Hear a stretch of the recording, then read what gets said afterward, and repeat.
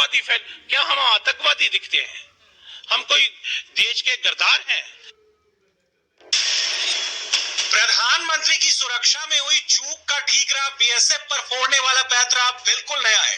BSF अब तक कहीं सीन में नहीं थी। कांग्रेस पार्टी बीएसएफ को घसीट कर इसमें ला रही है। मोटिव क्लियर है। कांग्रेस इसे इतना घुमा देना चाहती है कि मूल मुद्दे से सबका ध्यान भटक जाए। मुद्दा प्रधानमंत्री की सुरक्षा का है। पंजाब सरकार अब जो भी कहे, पंजाब सरकार अब चाहे जो भी करे, जांच तो होगी, निगरानी सुप्रीम कोर्ट की होगी, सच सामने आएगा। मुमकिन है कि उससे पहले पंजाब की जनता का फैसला आ जाए। यूपी में 10 मार्च को क्या होगा, यह इस बात से तय होगा कि यूपी में एजेंडा किसका चलेगा। योगी के पास भगवा कार्ड है, अखिलेश जातियों का समीकरण जोड़ रहे हैं, तो यूपी में वोट किस पर पड़ेगा, धर्म पर या फिर जाति पर? अगर धर्म चला तो रिजल्ट अलग होगा, जाति का कार्ड काम कर गया तो नतीजा बिल्कुल अलग होगा। चुनाव की रणभेरी बच चुकी है और सब अपने अपने स्ट्रॉन्ग पॉइंट्स पर बैटिंग करना चाहते हैं, लेकिन चुनाव की तारीख के ऐलान से पहले आज 2022 की रेस में आगे कौन है, आखिर किसका राज तिलक होगा? बाइसिकल वाले जीतेंगे या फिर भगवाधारी आएंगे? देखिए एक special report. Now we call upon all voters in these 5 states to come out and vote.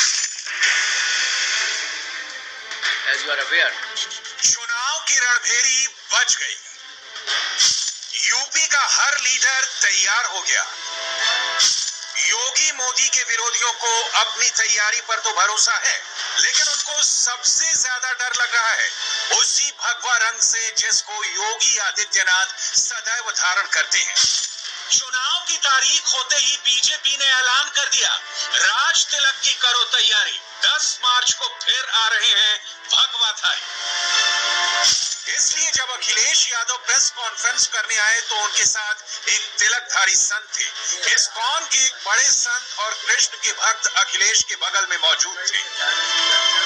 चुनाव आयोग की प्रेस कॉन्फ्रेंस से पहले प्रियंका गांधी ने दिल्ली से आधे घंटे का लाइव किया और इस लाइव में काफी देर तक महिलाओं के मुद्दे पर चर्चा करने के बाद बीच में उनको भी ये कहना पड़ा कि धर्म की बात करके लोग चुनाव जीत लेते हैं। यानी योगी मोदी के विरोधियों को बीजेपी के सबसे पावरफुल वैचारिक हस्त हिंदुत्व का भय बहुत तेजी से सता रहा है। आपको मालूम है कि 5 साल बाद जब चुनाव आएगा तो मैं धर्म की बात करूंगा, मैं जाति की बात करूंगा, नफरत की बातें करूंगा, तो वोट मिल जाएगा मुझे। तो आप काम क्यों करेंगे? काम क्यों करेंगे आप काम तभी करेंगे ना जब आपको मालूम है कि 5 साल बाद आपको उस काम पे जवाब देना पड़ेगा, जवाबदेह बनना पड़ेगा। तो मैं समझती हूँ कि जो ये राजनीति में खास तौर से समाज में जो नकारात्मकता, हिंसा फैल रही है, इसका मुकाबला एक्चुअली सकारात्मक राजनीति, प्रेम, करुणा भाव, सबको एक साथ लेकर उन चीजों के बारे में हम बात करें जो एक्चुअली हमारे भविष्य को, हमारे जीवन को सुधारे, हमारे समाज को सुधारे।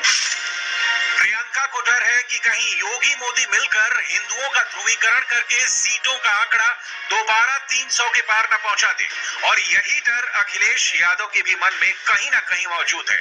इसलिए जब लखनऊ में अखिलेश ने प्रेस कॉन्फ्रेंस की तो उनको फिर भगवान कृष्ण याद आए। भगवान श्री कृष्ण उनको सपनों में क्यों आते हैं, अखिलेश ने ये भी बताया। क्या सवाल है आपका? कोई सवाल नहीं, आपने बताया कृष्ण भगवान निरंतर सत्य में आ रहे हैं। नहीं, अगर आप यकीन मानिए, जिस भगवान के बारे में आप सोचते हुए सो जाएंगे वो भगवान जरूर सपनों में है। ये हमारे मान्यता है, बुजुर्गों ने बताया, नहीं मैं करता हूँ। धर्म का एंगल यूपी के चुनाव को कैसे पलट सकता है, ये बीजेपी से बेहतर कौन जानता है। इसीलिए यूपी में बीजेपी की सेना के सबसे बड़े सेनापति योगी आदित्यनाथ ने एक बार फिर सबको बताया कि जिन भारत के सांस्कृतिक वैभव को नष्ट करने वाले मुगलों की सत्ता नश्वर थी, नष्ट हो गई, और भगवान राम और भगवान शिव शाश्वत हैं। इसलिए राम मंदिर फिर से बन रहा है और काशी विश्वनाथ का कॉरिडोर भी चमक रहा है। जैसी करनी वैसी भरनी।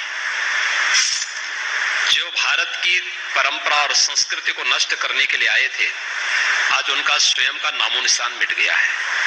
कोई कुल खानदान टॉर्च से ढूंढने पे भी नहीं मिलेगा। जिन्होंने भारत के प्रति और भारतीयता के प्रति इस प्रकार का व्यवहार किया था, आज वे सभी नष्ट हो गए हैं। और राम, कृष्ण, भगवान शिव, ये तो भारत की सनातन आस्था के प्रतीक है। ये सत्य है, शाश्वत है, हर देश, हर काल, हर परिस्थिति में रहेंगे। और मुझे लगता है कि वह समय आ चुका है जब एक पुरुष फिर से अपने वैभव को प्राप्त कर रहे हैं। इसके साथ पूरे भारत का वैभव इसके साथ जग रहा है।